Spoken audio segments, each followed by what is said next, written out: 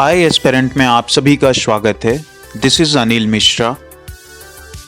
MCQ on uniform civil code UCC, जो कि बहुत ही हाईलाइटेड सब्जेक्ट रहा है करंट में और आने वाले एग्जाम्स के लिए इम्पोर्टेंट है।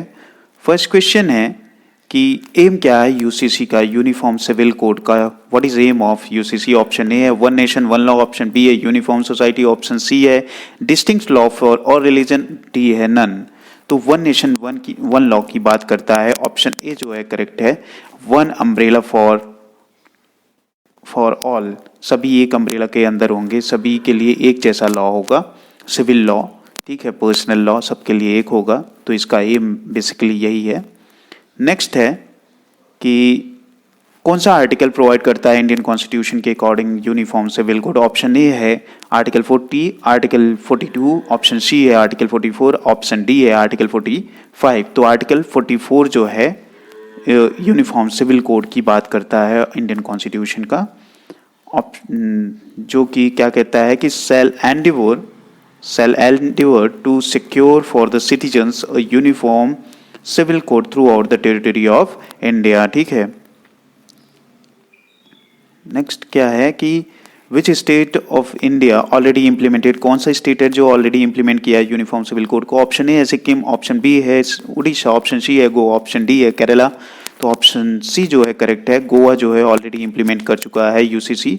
क्या अदर स्टेट जो यूसीसी इम्प्लीमेंट किया है, कोई और अगर स्टेट इम्प्लीमेंट किया है यूसीसी, तो आप कमेंट करके बता सकते हैं।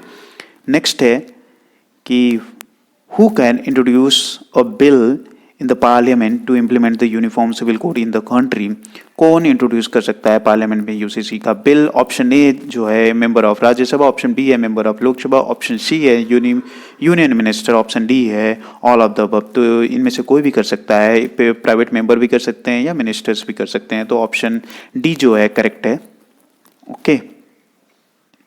नेक्स्ट है हु इज और empower to enact personal law? कौन इनैक्ट कर सकता है पर्सनल लॉ? ऑप्शन ए है स्टेट गवर्नमेंट, ऑप्शन बी है सेंट्रल गवर्नमेंट, ऑप्शन सी है both A and B, and option D है none.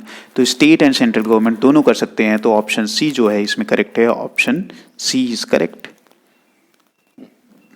Where is mention uniform civil code in the Indian constitution? कौन सा part में mentioned है? Part 4 of the Indian constitution, B DPSP में, C part 3 में, option D जो है both A and B. तो यूनिफॉर्म सिविल कोड जो है डीपीएसपी का पार्ट है, जो कि डीपीएसपी किस में मेंशनड है? Part 4 of the Indian constitution. ठीक है। तो और कौन सा आर्टिकल है यूनिफॉर्म सिविल कोड के लिए? 44। ठीक है। तो ऑप्शन डी जो है करेक्ट है इसमें। Both A and B are correct. Next है कि consider following statement regarding the directive principle of state policy. DPSP से रिलेटेड कौन सा स्टेटमेंट करेक्ट है? करेक्ट पूछ रहा है। ओके। ऑप्शन ए जो है concept of DPSP borrowed from Irish constitution, correct है। It is enforceable in nature, नहीं, क्योंकि आर्टिकल 37 जो है वो कहता है कि DPSP is not enforceable in nature. Option A जो है इसमें करेक्ट है। नेक्स्ट है कि यूनिफॉर्म सिविल कोड कब ओरिजिनेट हुआ था? When was originated uniform civil code in India? Option A है 1833, ऑप्शन बी है 1835, ऑप्शन सी है 1856 एंड डी है 1872।